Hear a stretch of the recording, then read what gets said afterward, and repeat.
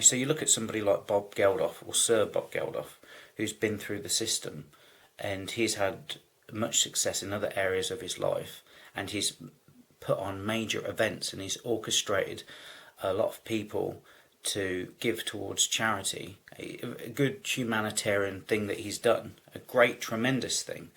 And he has obviously a lot of power, influence and money to be able to orchestrate those kind of events and to be able to give to a community like that on a global scale. And you listen to what he's saying about the family court system, and Sir Bob Geldof is a credible witness as to what goes on inside the family courts. And he's very straightforward and straight talking, which is why I appreciate him doing this documentary. When my wife left me almost 10 years ago now, I was bereft. I had loved her, and now love had gone. And while at the time I didn't understand what was happening, one has to accept it. What bewildered me and made me grief-stricken was that not just she, but my entire family went away from me. This is one of the things that I don't understand. If somebody decides to stop having sex with you, why should that mean that you don't get to see your children? It doesn't make any sense. If somebody doesn't want to have sex with you anymore, why should the grandparent not see their grandchild? It doesn't make sense. This whole idea of entanglement whereby a romantic relationship is the same as a shared parenting relationship, and the common denominator being the fact that they're both a relationship that the parents have together. And I think that it's very important to understand that there's a difference between a sexual relationship and a shared parenting relationship, and they're not the same thing, but they're being treated as the same thing when they say there's a relationship breakdown.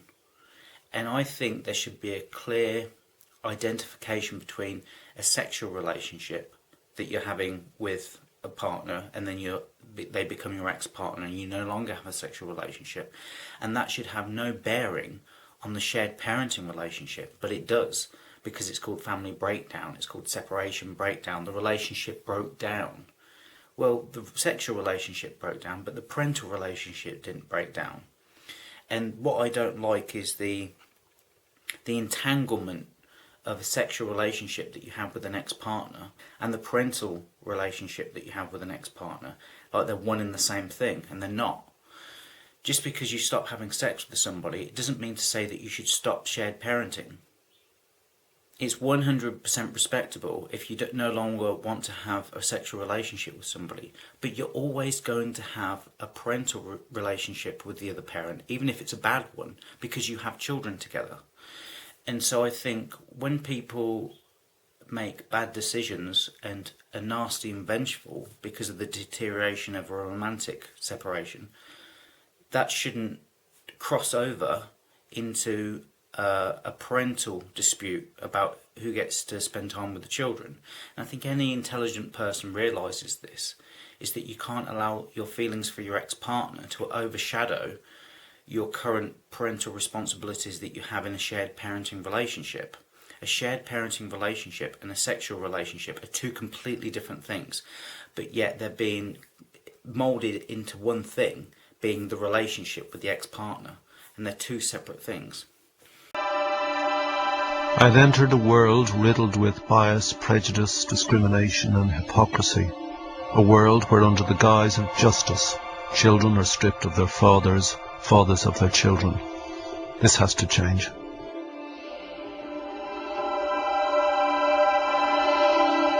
When you break up with somebody or somebody breaks up with you, it's like a crime's been committed and you have to go to court over a crime, and the key witness is your ex-partner who doesn't like you, and all the orders are going to be made based on that witness's testimony, and the orders are going to be made based on your ex-partner's feelings towards you.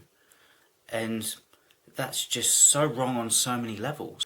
You shouldn't be made to feel like a criminal and go to court just because somebody decides to break up with you. It's so bad. Relationships, like I've said before, are very delicate. They're very fragile. You need to be able to be loving and understanding and caring, and you need to be cooperative to help each other reach a mutual goal. But as I've said before, if the goal for the parent is to get what they want, then they're going to be selfish. If the goal is to have a good shared parenting arrangement for their children, then they're going to find ways to not be selfish and be more considerate and caring.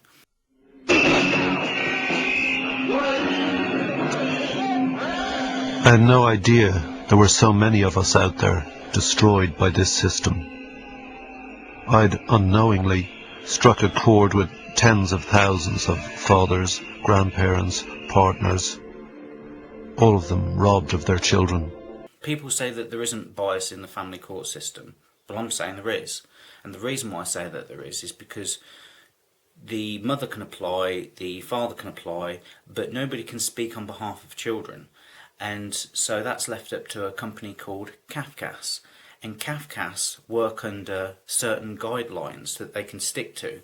And the guidelines that are specified are by a children's charity called Barnardo's. Barnardo's matrix that's used to assess what children want in a family court is sexist. It assumes that the male is a perpetrator. It doesn't assume that the female could be a perpetrator. So when it comes to an assessment, nobody's got any criteria to assess what a dangerous child abusing mother would look like. That's why mothers can get away with their child abuse, is because there's nothing to detect what she does or her behaviour. It's under the radar because it's not identified in the matrix that they use to be able to identify who the perpetrator is. And this whole thing of, like, if there's a separation, one person's a perpetrator and the other person's a victim, I don't like that either. It shouldn't be a crime to break up with people. The one thing that I couldn't buy is hearing my granddad say, "I love you now." Couldn't buy it. And it's dreadful, it really is dreadful. But it's the double pain. It's the pain of my son and it's my granddaughter's pain and it's our pain. And the whole thing is just pain and hurt. And all the mixed emotions that you go through. It is dreadful, it really is. But I think that the focus should be more on children for justice. Because it's a child's right to see their father, it's a child's right to see their family, it's a child's right to be heard and to see what they think. And they don't have a voice in court. They really don't. They're filtered through CAFCASS, which doesn't identify what the children's needs and wants are. Every year, what the government calls only 15,000 cases go to the family courts. In just 7% of those cases are men allowed to live with their children. The courts reduce the rest of them to Sunday fathers, dads who can only visit their kids at weekends. And they're the lucky ones. 4 out of 10 fathers lose touch with their children forever. What's going on? Why are we allowing this state-sponsored child abuse? I can't stand all this unnecessary pain. State-sponsored child abuse. That is a great phrase. I wish I'd have coined it. That's a great way that Bob's put it there. It is a state-sponsored child abuse. The state has literally taken the father out of the home so that it can be a substitute for it, and it's no substitute. 1 in 4 of all children now live in one-parent homes. Educational standard amongst children of divorced couples are at an all-time low. Children who grow up without fathers are 5 times more likely to be unemployed and 3 times as likely to get involved in crime. 80% of all social housing is for single-parent families, and family breakdown costs the taxpayer at least £15 billion per year. These are the social and economic values of fatherhood. The emotional value is beyond calculation. It's currently in the 50 billion range, and it rises by $1 billion every year. So it maintains that cost, and it rises by $1 billion every year. Family breakdown. It's a huge business. This is the thing, is that it's so important to have the input of a father. It's really underestimated how vital a father is in a child's upbringing. It provides such a structure, and that if you take that away early on, it's going to create problems later on. And membership of the many support and campaign groups is growing by the day. Why are you doing it? I do it because of a fundamental motivation out of the injustice of my experience at the hands of the family courts, and I'm doing it for my 2 children. I saw all these thoroughly decent, nice guys, love pouring out of them for their children. They've quite clearly done nothing wrong, and they've got involved in this surreal court system, out of which there seemed to be no escape. The injustice is so vile and so contrary to the best interest of the children, which the law suggests that it's supposed to serve, that you just have got to do something about it. It's so unfair what happens to thoroughly decent people that you can't actually stop till the job's done. The root of all this pain, this destruction of the soul, lies in a system hidden behind the high walls of the family courts, which decides the fate of our children. Perversely, in a democratic society, these courts operate in total secrecy. There is no way for us to find out how judges make their decisions. I do think we ought to know what's going on. That is one of my hobby horses. I think the family court is far too secret. But it seems to be this absolute reactionary force, the family courts. Not one will speak to us. Not one will speak to us. Not one. We've asked them all. Not a single member, not out of the services, social services, not out of the experts, not one. This is a nonsense. That's what I was saying about in my other video, about accountability and authority. It's sort of like, if you're going to exert authority over people, then you should be accountable for that. And I understand that in individual cases that you can't talk about because it does involve children, but you should be able to talk to a professional from the courts about how the family court is run, and it be open to the public, but they won't talk about it. It's a farce. The law claims to be gender neutral, but that's a lie. For 9 times out of 10, the judge's decision will favour the mother. If they're lucky, dads, like a visiting uncle from Mars, will see their kids for contact every other weekend. So why does this happen? Why are fathers forcibly removed from their children? Why do we allow this, in effect, state-sanctioned kidnapping? It is state-sanctioned kidnapping. Again, if you take the one parent away and don't allow them to see the child, then they now owe the other parent money. If you want to see the child, different fees vary, but you can pay anything from £30 to £60 an hour in order just to get to see your child in a supervised contact centre. So there's a huge amount of money in taking children away from fathers and then charging them. You see, in a kidnapping, what you would do is you would have a hostage and hold them for ransom. But the amazing thing that they've done with the family law is that they've said, in the family court, is that they've said, we're going to take your children off of you, and not only are we going to charge you a ransom for seeing them again, which is the £30 or £60 an hour that you have to pay in a contact centre, where it's going to be supervised.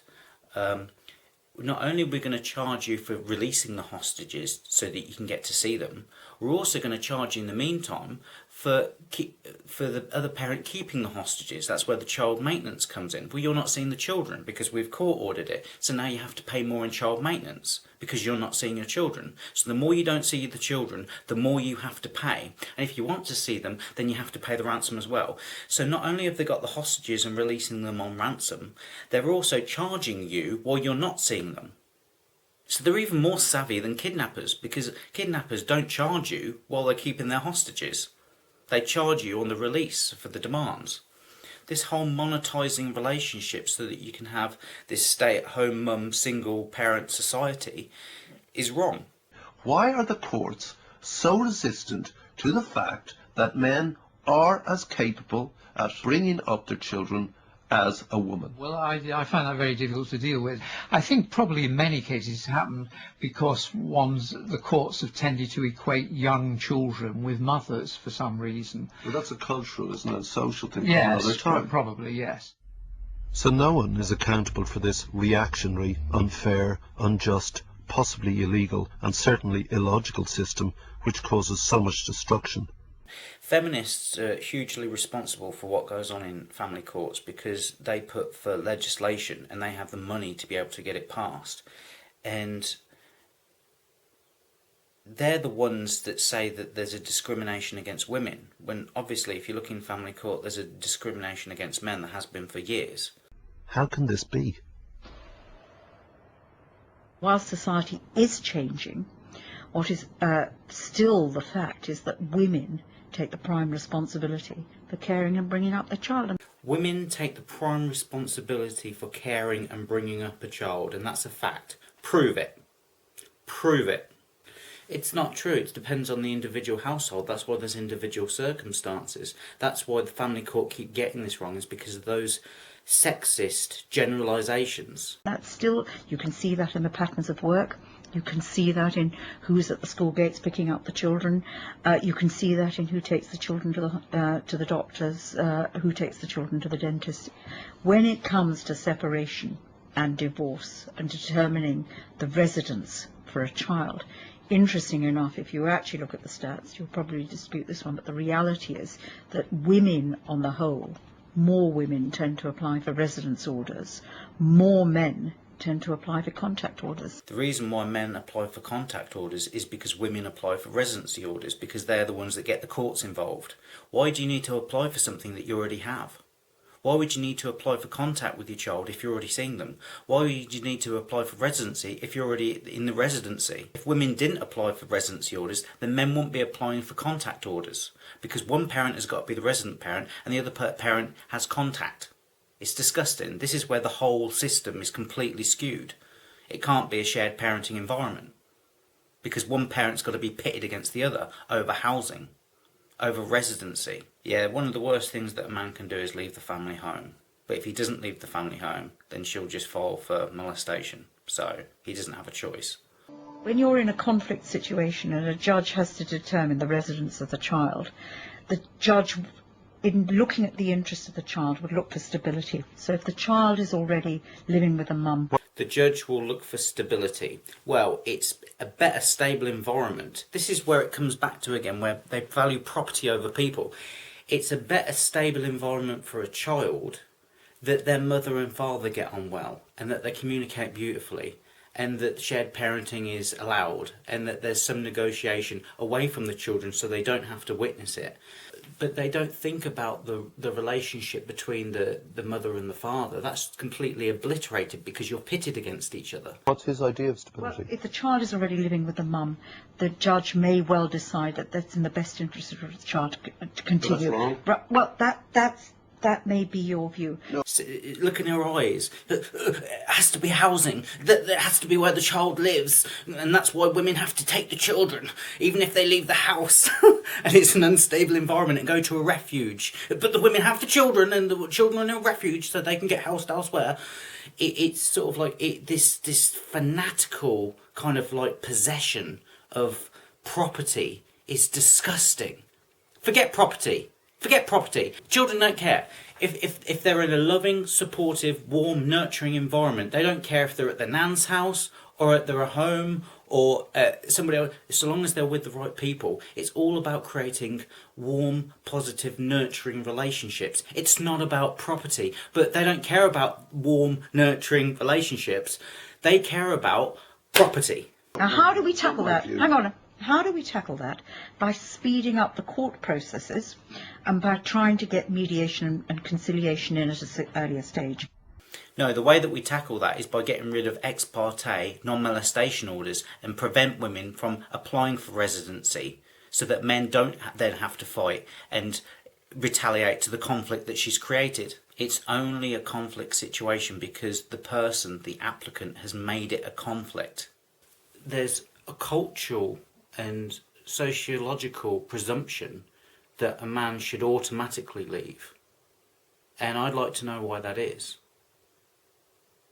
And why should the children automatically stay with the mother?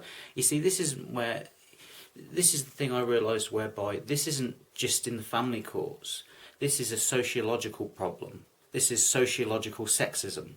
Is that the assumption is that because a mother no longer wants to have sex with the father, that the father wants to leave the family home, and that's the appropriate thing and course of action. And it doesn't make sense. What's the association between the two? Why should the cause be the effect? Why should somebody not wanting to have sex with you anymore mean to say that your whole life should be devastated and you should never see your children for years? It doesn't make sense. So, as a father in a house with a mother, If you leave, you abandon your child. If you stay, then you're in an abusive relationship with your ex-partner. So you don't have a choice. They just, because what they do is they change the story, because you're a great dad for years, and then all of a sudden, now that they don't want to have sex anymore, now you're this abusive ex, and it doesn't make sense. The status quo almost always happens simply because of the delay in getting to court. But even when there's not a delay in getting to court, as I've said in another video, she can apply for a non-molestation order and an occupation order. So it doesn't matter about the delay getting to court. They can get them same day. It's not a problem. It's sort of like, that's if the father's already moved out the home. So the court itself imposes a status quo. So it's catch-22. This is one of the criticisms that judges have of the system. Delay. And it is outrageous. And it takes a year, sometimes longer, for the case to come before the court. Now, that is wrong. I mean, take, for example, the requirement to have a welfare officer's report. The government target is 12 weeks. Now, that's 3 months before you get a report. In fact, it seldom takes 3 months. It usually takes 4 or 5 months. Can you just think? 20 weeks waiting for a report. You see, judges have criticisms of the system, police have criticisms of the system, the parents have criticisms, but the system doesn't want you to know about what goes on behind closed doors, because nobody will come out and talk about what's going on.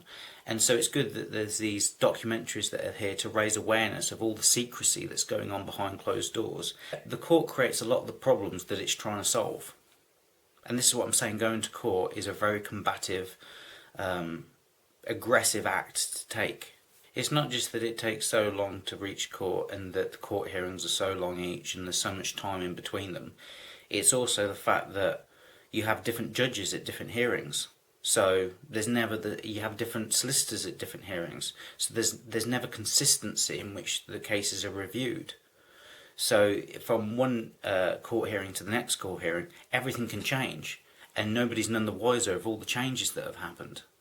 A bit like going to see a doctor, there's a big difference between going to see your doctor, who knows your ins and outs of your medical history, and going to see a doctor that can get a rough idea of what's going on and prescribe something. And it's about treating the people instead of the cases. These aren't cases, these are people's lives. And the family court is a system of child abuse, and if you don't know how to play the game, then you're going to lose, and so are your children. Going through this secret criminalising system is a vile and frightening experience for all concerned. Men are left feeling worthless, belittled, impoverished and embittered.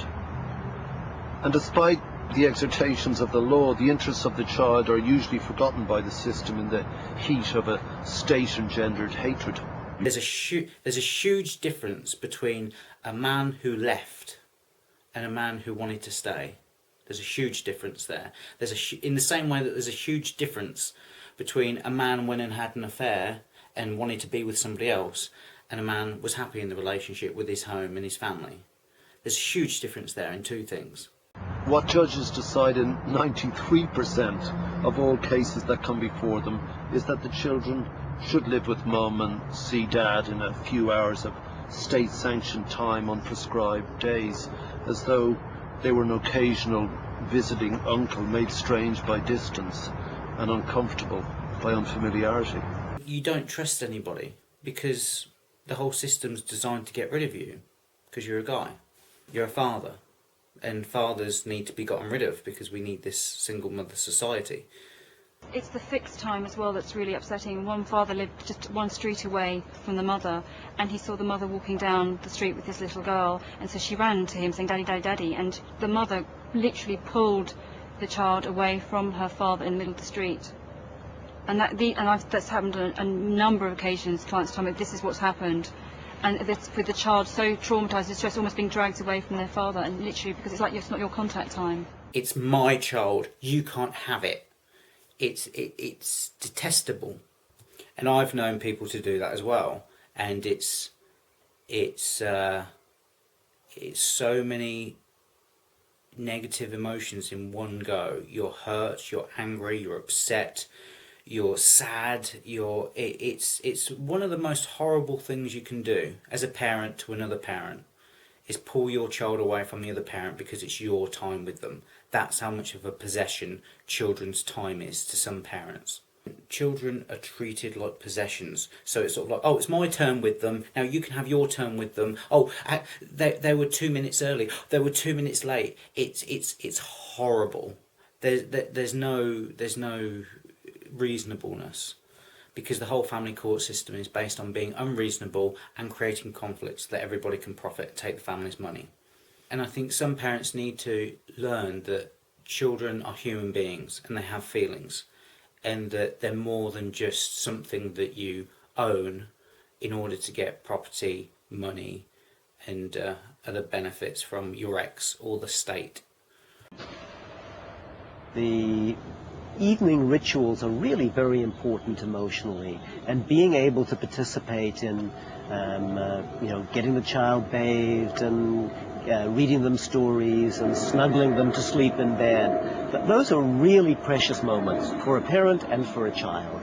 They're part of the crucial glue that keeps those relationships going. And if you cut a parent out of those really precious moments, you diminish the opportunities to have a rich, deep, warm relationship. This is the thing specifically that almost drove me, properly insane. Mm-hmm. The smell of my children in the house, tucking them up, going in to just make sure they're all right, kissing them goodnight, bathing, the bedtime story, the cuddles, the hot chocolate. That really almost drove me insane, that had just gone like that. The whole issue of how much contact fathers have with their children is bound up with this issue of their intimacy with the children and their keeping in touch as the children grow up. We've looked at a very large sample of families, around 10,000 families, in which we looked at mothers' reports of how well their children were doing after separation. And essentially the story was exactly the same, that the children who saw more of their fathers, who had frequent and regular contact with their fathers, who felt close and involved with their fathers, were doing much better in terms of adjustment. And there's a completely clear, unequivocal pattern of results. So it's in everybody's interest, I think, for fathers to be being a parent. Completely clear, unequivocal pattern of results. Thank you. So children that see both parents do better. So any parent that goes to court for a prohibited steps order to ensure that the children can't see the father is not thinking of the children, and the court are not thinking of the children when they're handing out those orders. What's important is the continuation of the relationship and preserving that stability. So if that is the norm for those children, moving between their dads, their home with their dad, their home with their mum, that is as stable psychologically for them as any other domestic device. Well, and it doesn't have to have been the norm for the children. What's important is that the norm was that they had relationships with both parents. And it's preserving those relationships that's important. And I would argue that that's an issue of children's rights. The court, including the judges and the magistrates and everyone involved, needs to explain why they're handing out orders at the behest of an ex-partner to ensure that the children don't get to see their father and the rest of the father's family. Because that is not in the welfare of the children. And it's proved to be in the welfare of the children to have an ongoing, healthy relationship with both parents. The family court make orders based on the location of the children, based on the property and where they are in relationship to their school. They don't make orders based on the welfare of a child from a psychological, emotional standpoint. And this whole thing is about children's rights because children don't really have any advocates, do they? That's why I'm kind of making these videos, is because they're kind of like, they're the ones that don't have a voice in all this. Everybody else, the solicitors, the ex-partner, the judges, the police, the doctors, everyone's just doing what they want to get what they want, to tick the needs of their job. Like the ex-partner is doing it to get money and housing, the solicitors are doing it to get money, the judges are doing it to get money, The police are doing it. It's a job. It's a job you do to get money, and at the end of the day, you go home. There's no consequence to your action. So all you have to do is just follow protocols to ensure that you don't get into trouble. Nobody cares about children. Nobody's speaking on behalf of children. Not even the school teachers. Not even the people at Child Protection are thinking about the children. They're all just doing a job to get paid, and they don't want to lose their job. And that's it. It's self-protection. The harm that this outdated, defunct family law causes to children, their fathers, and the extended families cannot be underestimated. Fractured families, scarred children, distraught grandparents. What have we become? We allowed this system to continue when we know the damage that it's doing. It breaks our hearts, destroys our children, it's ruinous for society, it makes the culture vulgar and perverse, it costs a fortune, and it flies in the face of everything we know as humans, that children love both of their parents, and in turn, both of their parents love them. The family justice system at its best will transform ordinary fathers into visiting MacDads. But at its worst, the system and those who run it will cut the ordinary father out of family life entirely. Based on nothing more than outdated social stereotypes, and despite everything that child experts say, the courts have become instruments of political social policy by insisting that the interests of the child are bound up in the best interests of the mother. So if you're a man, why have children if they're going to be taken from you upon separation? Why get married if for the rest of your life you become not much more than a wage slave, simply in order to see your child a few minutes a year? Yeah, that's a really valid point that Sir Bob's just made there, because the courts are going out their way to harm children. And they're lying by saying that they're going out their way to do what's best for the children in their welfare. And the decisions that the courts make override the parental responsibility that a parent innately has. The court is coming in and overriding your parental responsibility to look after your child. And then it's like, oh, but we can't talk about it. So they're coming in with authority without any accountability to tell the parent what they can and can't do. And this is why it's wrong. And these strangers that know absolutely nothing about the children, that have never even met them, are making decisions on their behalf based on what we do with children in this circumstance. It's disgusting child abuse beyond measure what the family court do. And everybody should be accountable for the authority that they have for getting in the way of parental responsibility and overriding it. I had one mother who said to me, tell him, give me the money and he can have contact. I mean, you're in front of this woman who's saying, he can see the kids if he gives me money. I mean, do you not just go, you fucking bitch? Well, the problem is that when you're actually acting with someone, well, you probably do. You probably think I would. I'd be crap lawyer. You think? Well, this is the thing, because when you're acting with someone, there are boundaries that the limits to what you can say. You can say, well, basically, I don't want to work for you anymore, because I mean, if you're not going to take the advice But I mean, internally, does your soul not wither? Well, you do. This is why it's a thankless task, and that's why I don't want to actually work in that environment. I equally think it's human, her reaction. The law is allowing her to do this. We're in 2020, and I've been posting on Facebook for about 3 years now about how corrupt and terrible the family court system is. And I think that people sometimes read my posts and think I'm exaggerating, or think that I'm making out the problem to be worse than it is. Well, these are the professionals saying what's happening. And that's the thing, is that there's evil criminal behaviour that's going on, and the law allows it to happen. Because there's different court systems and they have different rules and regulations, and they hand out different orders, and they're not all congruent with one another. So criminal law isn't congruent with family law, and family law isn't congruent with civil law, and civil law isn't congruent with criminal law, and so forth. So you've got all these different court systems that have been set up, and they all interfere with each other, because everyone tells you what you can't do, but no one tells you what the action is to do. Here's the right thing that you need to do. Not even a solicitor. That's why you've got to get one solicitor and hope that they're a good one. because all solicitors will have conflicting advice because it's not clear what the right thing to do is. Women litigants are becoming or have become adept at manipulating the system, and the system is capable of being manipulated. And if someone is implacably hostile and simply won't give contact and brainwashes the child against the father, then there's very little one can do. I mean, I don't know what to say about this because, like I covered in the last video when we looked at Baroness Butler Sloth. And, you know, she said, you know, this requires both parents to be reasonable, and that the woman doesn't have, you know, extra rights. But what this guy's saying is she gets extra rights by being unreasonable. The judge makes an order for contact, the mother disobeys. What can the judge do? He can fine the mother or send her to prison. Now, typically she's got no money, so the fine isn't a possibility. So, to send her to prison, what does that do for the children? What about fathers? You don't mind sending them to prison and fining them?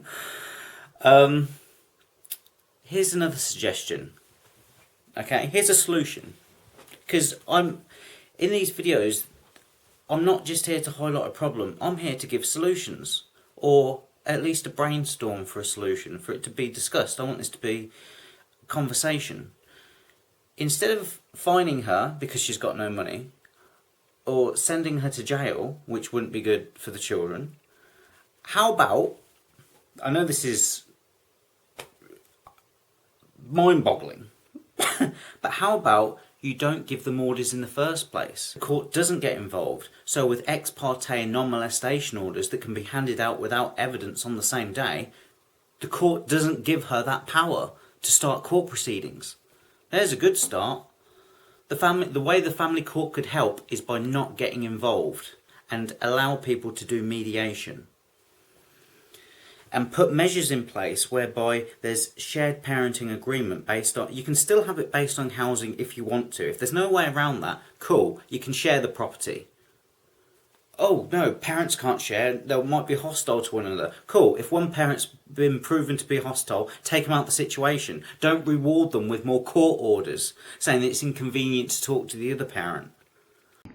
The government is saying it will extend powers for judges beyond imprisonment. And the reason they're doing that is because now the mantra is, you know, if you put the mother in jail, how is that in the interests of the child? Well, it's in the interests of the child that when she gets out, she won't do it again. But the best this government can come up with, and this really does show the lack of intellectual rigour, the lack of imagination behind this claptrap, frankly, is that if a mother prevents contact, she might be made to pay the dad's expenses if he's booked a holiday. He doesn't want a fucking holiday. He wants to hold his child. A fucking holiday. He wants to hold his child. I like that, yeah. That's I like the way Bob's talking about this like I talk about it. And people go, oh my God, you're so angry. Oh, no wonder you can't see your children, because all that anger that you've got, that angry men should be kept away from children. That's bad for children. You know, the reason why people are angry, and it's not just men, it's the whole family. And that includes women as well. Like, this destroys everybody. It's not a man-woman thing. It's not a mother-father thing. It's just a common sense thing. You made a child together, bring up a child together. That's it. Whether you want to be together or not as a couple, it doesn't really matter. It's not that difficult.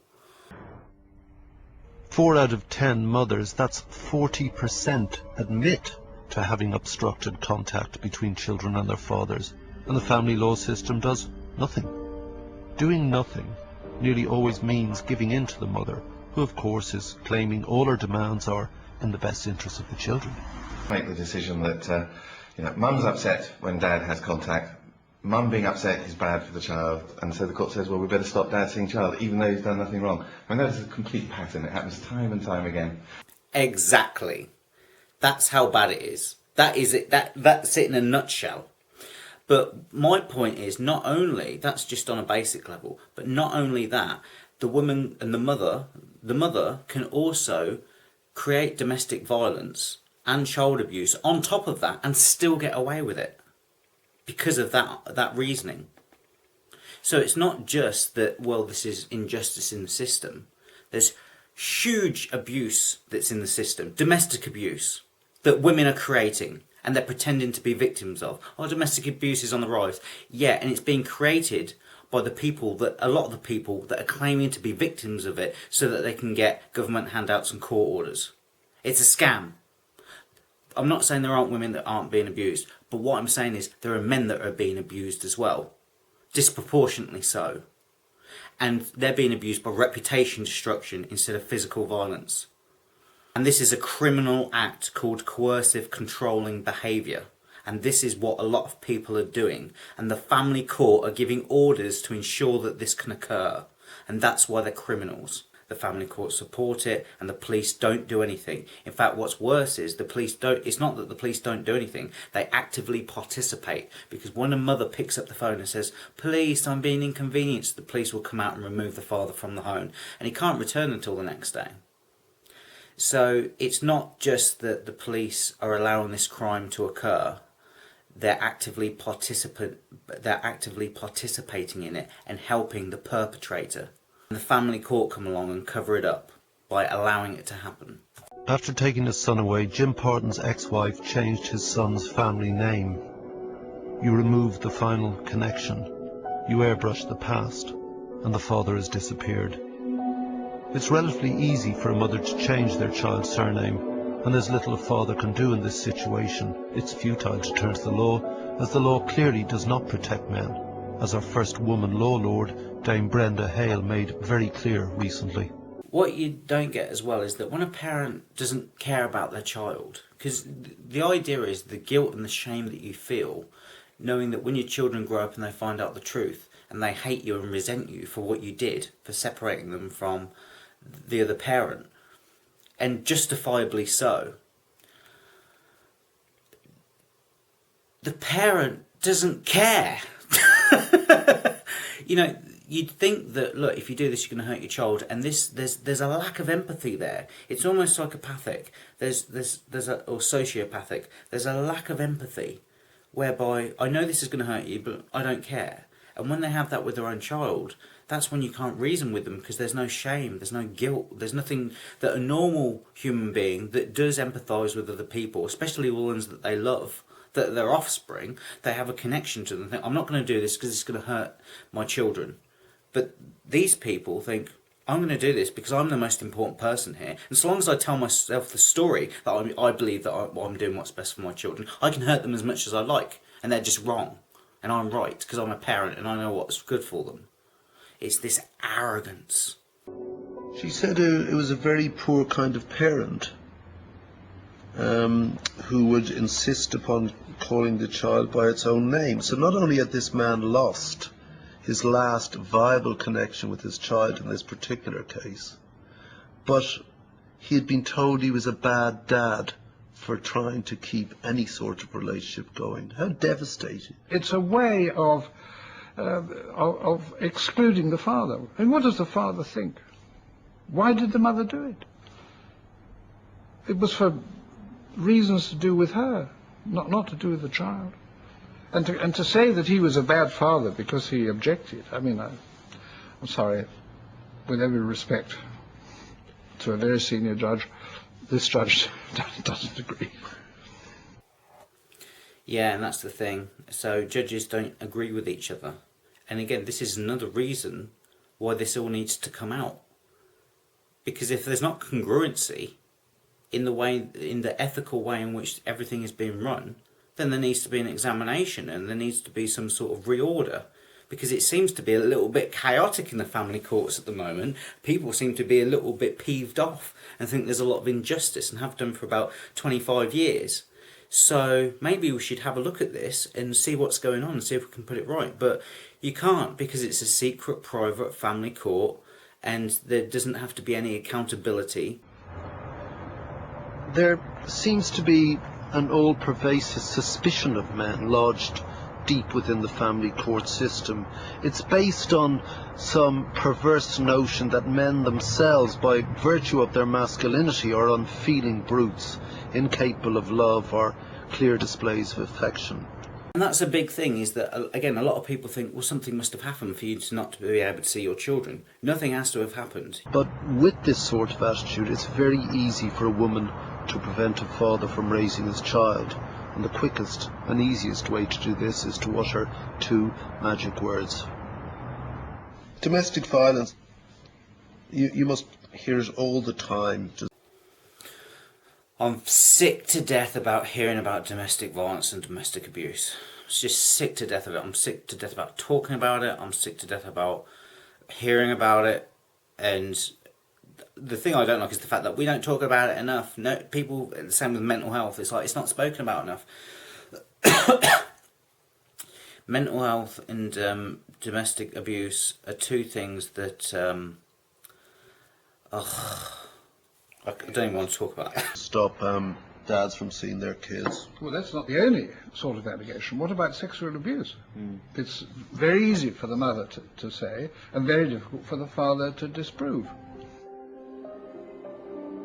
The whole apparatus of the system, based on nothing more than flagrant prejudice and clear discrimination and bias, can bear down so strongly on a father that he will start to view his every action with doubt.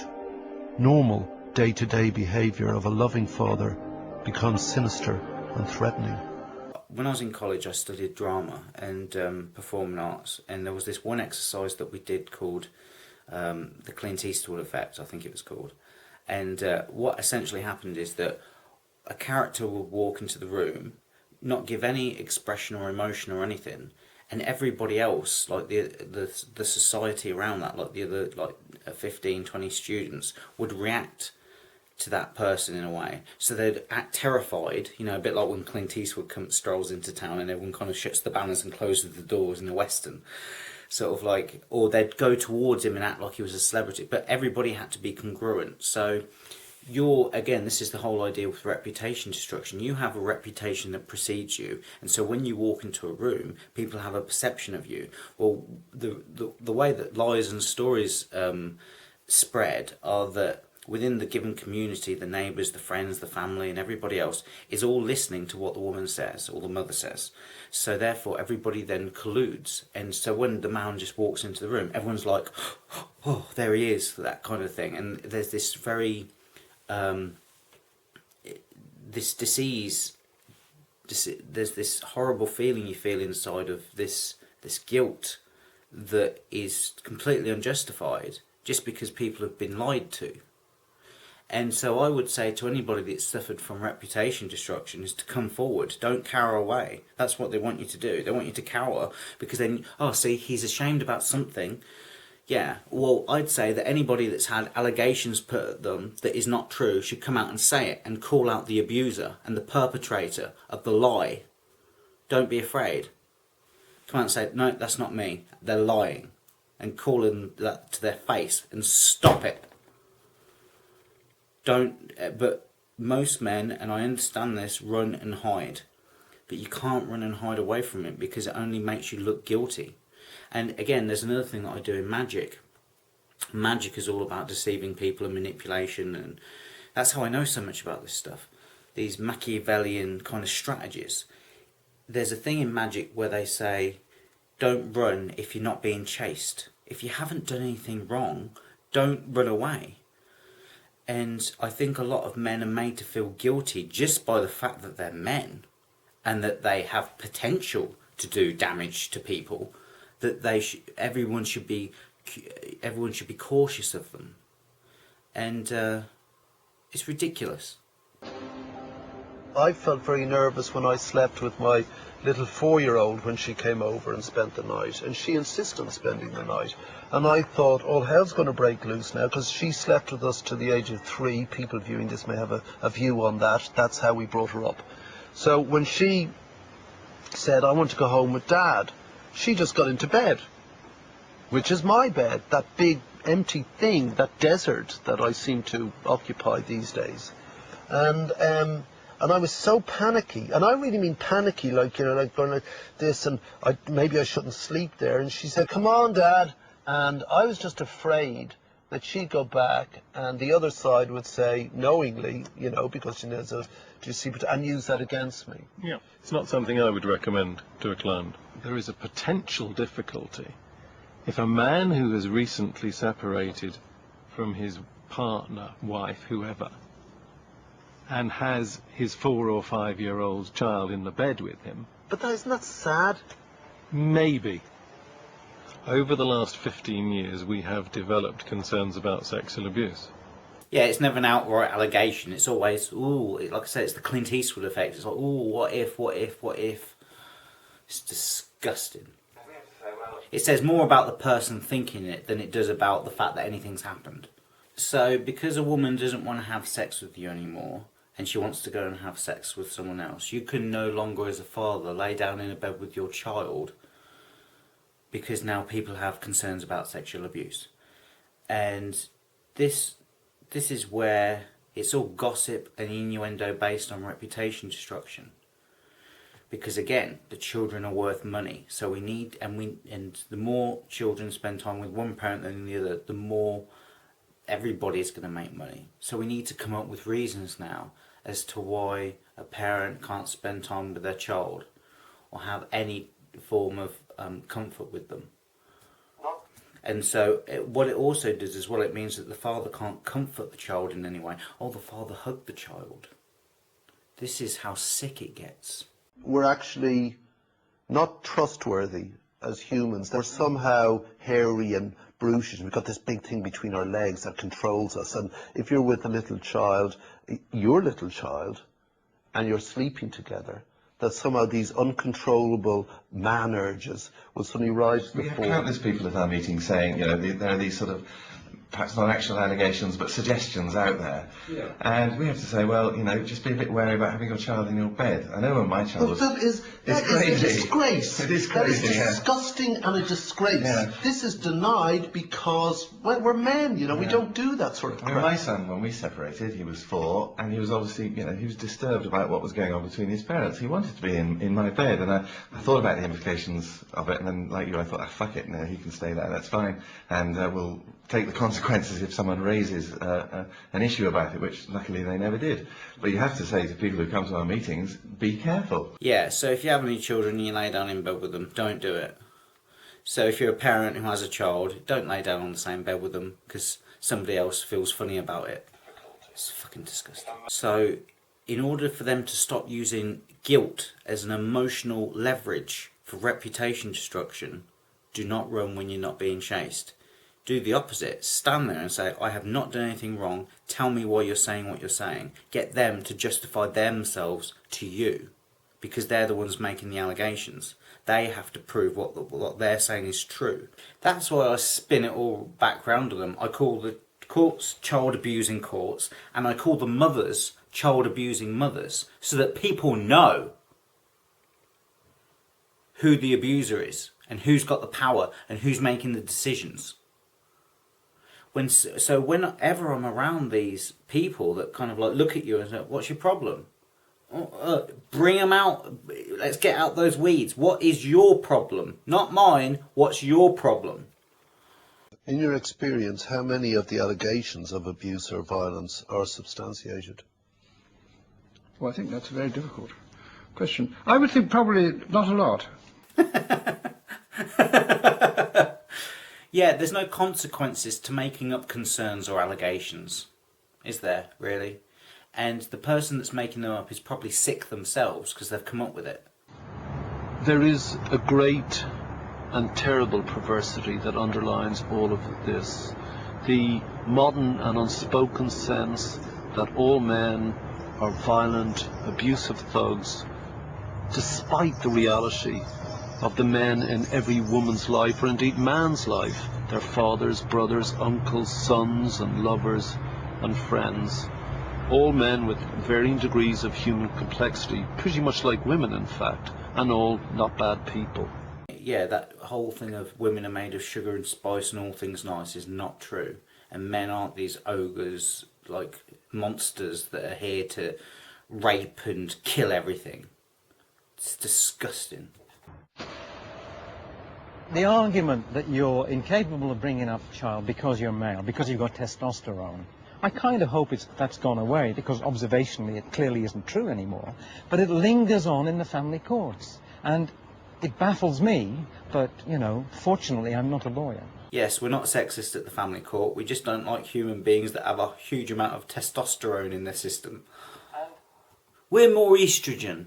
We're more on the side of estrogen. If a woman shouts at her child like, do this thing, do this, I'll get out, like that tenacious thing, she's been strong and brave and she suffers from mental health, she's had a hard day. If a man dare do anything like that, oh my God, even if he doesn't do anything other than have a nice soft voice, it's toxic masculinity. This is what I don't like as well, is that yes, the father can spend time around the children so long as the father acts like a woman. Because the female way is the only way, because masculinity is toxic. And so therefore the feminine way is the only way. But femininity can be toxic as well. It can be good. Like that, both masculine and feminine have good and bad behaviours associated with them. The family courts, with all their inefficiencies, have caused thousands of children such damage, fathers such stress, such turmoil, that more and more men are simply giving up. The system is so stacked against them that fewer and fewer have the energy to even get to court in the first place.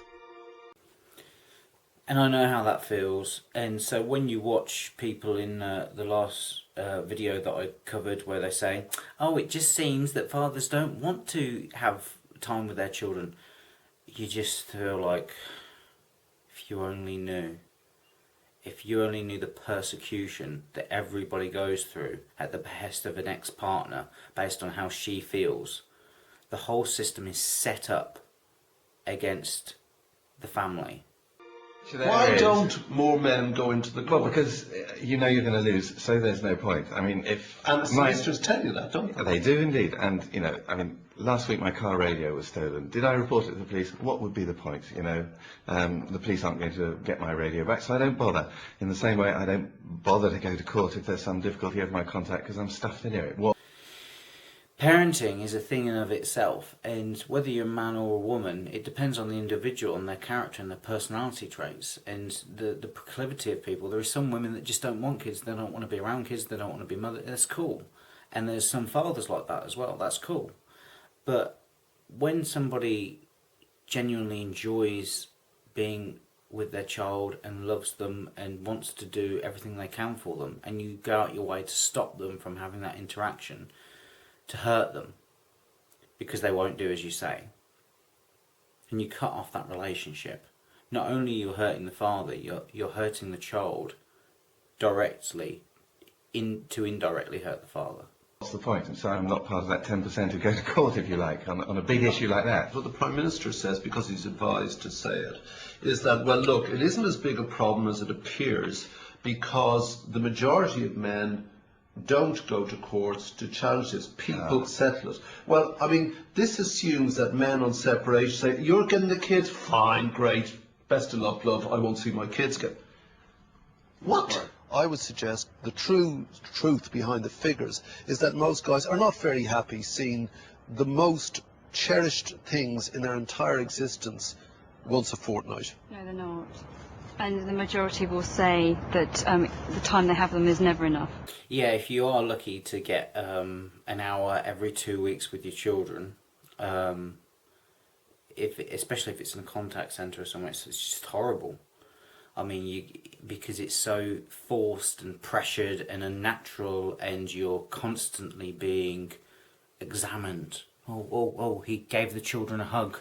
Oh, he offered to he asked the children if they wanted some fruit. Oh, he wanted to play a song off the internet.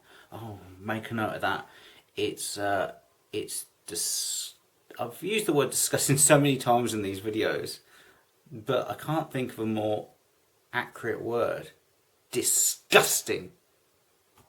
Every step of the way you are emasculated, eviscerated, impediments put in your way, stopped, played with, manipulated, shit upon, treated with contempt, treated with derision, made to shut up, made to feel like an animal and a brute, never allowed to express the thing they say you don't have in the first place, your love for your child.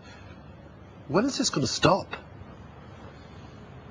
If somebody hits you or strikes you with a knife or shoots you, then you can say, that's violence, that's physical violence. And that's a very masculine way of doing things. A feminine way of doing things is reputation destruction. And the weapon, instead of a knife, is a court, a family private court. And this is not allowed to go on. Understandably so, nobody wants that. But this is praised, and such a brave, strong mother who does that. So brave, so strong, she can't even talk about it. And so this ongoing violence occurs in society. And I've often likened it to a cruise ship and a submarine. Like, male violence is like a cruise ship. It's sort of like you can see it coming in. Female violence is under the water. You just see this like little telescope come up, look around, come down. It's just as big, and it's heading towards you, and it's loaded with missiles that can attack anywhere, but you don't see it. You look out at the waters and you go, oh, there's nothing out there. Whereas you can see a cruise ship. So physical violence is very apparent, but this type of Machiavellian manipulation that destroys people's souls for decades is under the water. We don't get to talk about that. We don't get to see it. What happens behind closed doors stays behind closed doors. And I'm sure that whatever a woman wants, even if it's the scorn of her ex-partner, is the right thing. We should all abide by it and hand out court orders. The family justice system in this country is a farcical reactionary joke. It causes such pain that if it affected anyone else save children, or more specifically their fathers, it would be of primary concern to the nanny impulses of this politically correct government. Fucking foxes get more consideration than fathers from this lot. Children must be returned to their families. Fathers must reclaim their children. This law stops them. Get rid of it. I propose we write new law to protect the rights of children to be with their dads equally where that is possible. A starting presumption stating that which is self-evident to everyone but the hacks in the family court system, that both parents are of equal value and in the eyes of the child usually equally loved. My suggestion is, and I think we've already gone through this, is that the law should state that where possible they are, and the end result is they will be with each parent 50% of the time, unless they otherwise choose themselves. I don't have a problem with that. So you and I would draft a law which said, unless the circumstances indicate otherwise, the starting point is equal division of time. I think it's fairer. I think it would be much more sensible. I think it would take a lot of the heat out of the situation. I think it would put people on a much more even footing. And also then they would think very carefully about what they're doing when they do split. Because at the moment it's too easy. And the trauma that's caused by the current system is just appalling. I think that would help enormously. And that's a family court solicitor and a former High Court judge saying that. So why don't we listen to them? But it doesn't matter. The people in the system don't have a voice. Right, here he is. Let's see what he's got to say. We're absolutely clear the current system is not working anywhere like adequately enough. Agreed. We are not saying things are fine. This is why we're setting out what we think is a radical process of change. Good. But it doesn't do that one thing.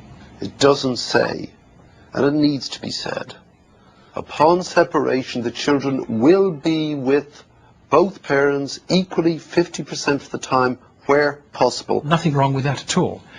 What we don't want to do, though, is to say that That's what everybody should be doing. Why the hell should the state be saying every child should be spending 50% of its time with one parent and 50% of another? Expect that to happen. I expect it to happen Yours, in a sense, extremely rarely. It's neutralising the negotiating position. It is, yes, and it's the backstop. You see, my problem with this is that you're putting people in the state's maw for the rest of their life. You're putting them in the system like criminals. Yeah, so if the state's going to intervene and tell you what to do, you might as well intervene with some sort of equality. And everything we've talked about are systems of the state. You know, there's this, then you have to report to judges who can then call you in and have you referred, and then there's welfare officers and mediators examining you to find you why you're that sort of person. It's very Orwellian. And the endless interference because you've just broken up with your missus. Fuck off. Get out of my life. I could not have said it better myself. I've got tears in my eyes because that's hit me, that has. That's what I would say to him as well. That's really hit me actually. I'm quite emotional now because that's hit the nail on the head. They need to justify to the parent why they're doing what they did. You know, that's it. And save yourself a few quid in the bargain, the state. You know, I generally, what's the problem? What we believe the law says currently, and what we'll be saying again and again, is that we want the way in which parents behave and the way in which the law is worked out in practice to reflect cooperative parenting. But it doesn't, because ex parte non-molestation orders exist. So get rid of them. Let's see what Margaret Hodge, MP, Minister for Children, has to say. Hopefully she's for shared parenting. You would have thought so, wouldn't you? Let's have a look and see what she says. Or what the research tells us, it's not contact per se which makes for the best outcomes for the children.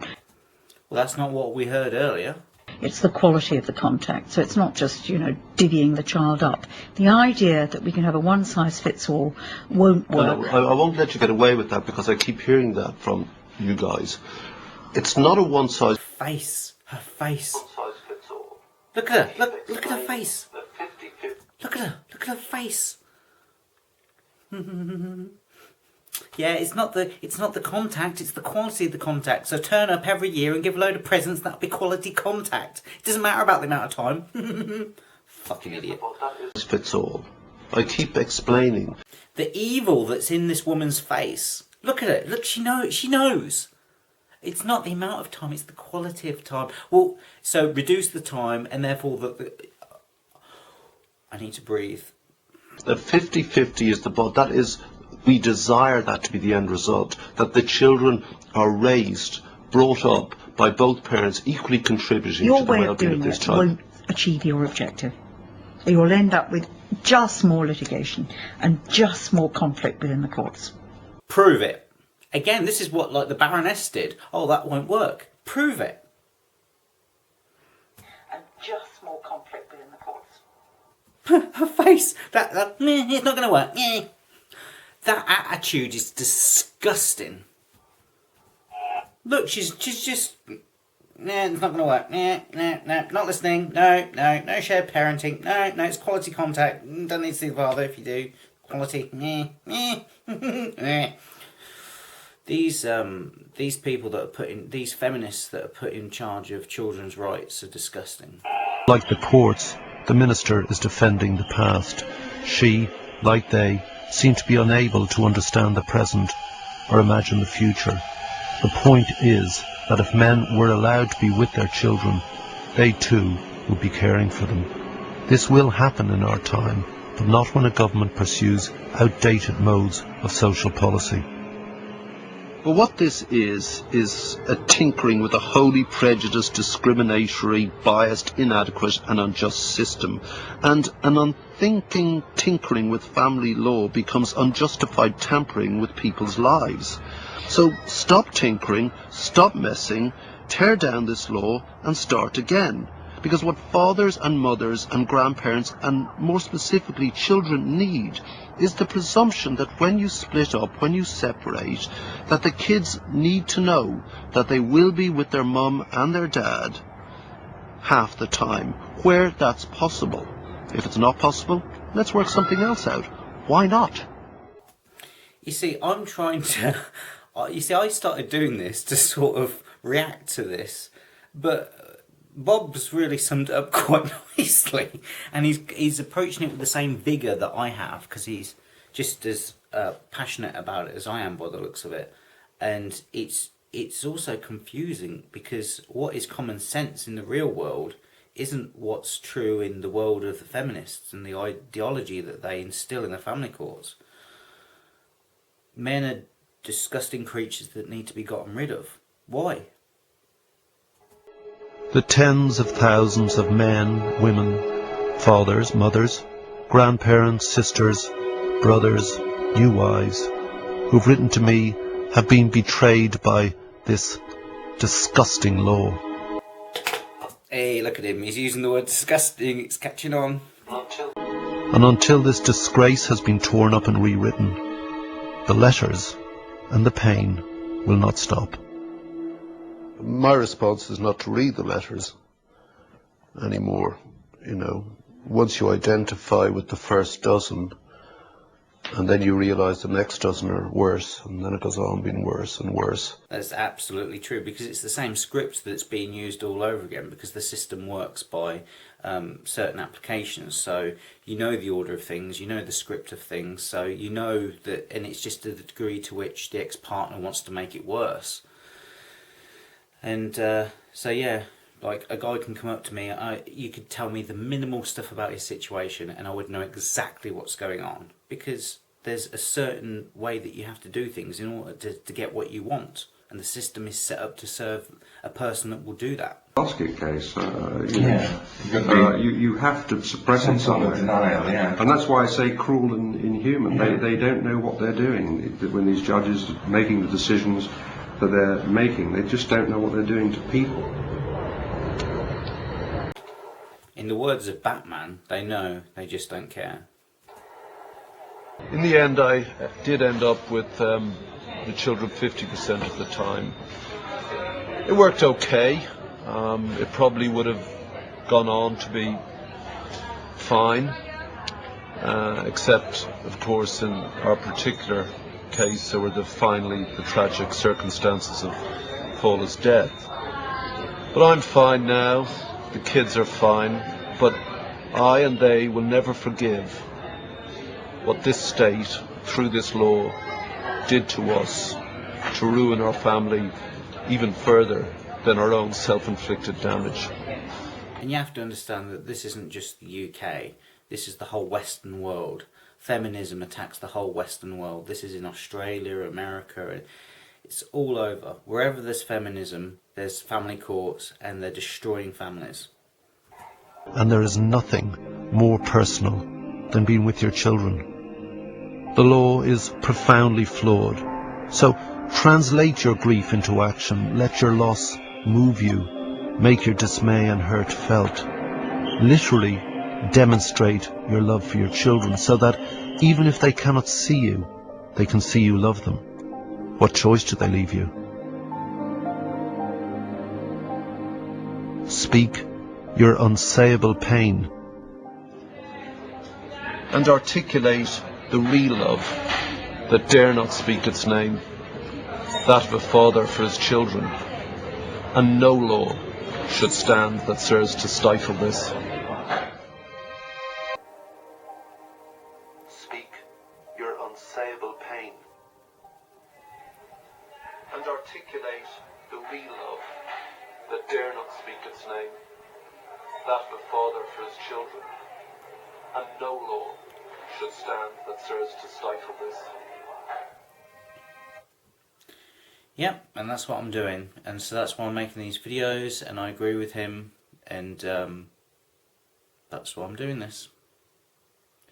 So I hope this video has been helpful, because I know there's other people out there that are hurting and in pain and suffering for absolutely no reason whatsoever, just because somebody's selfish, malicious, and the system, the family court system, is set up to reward that behaviour.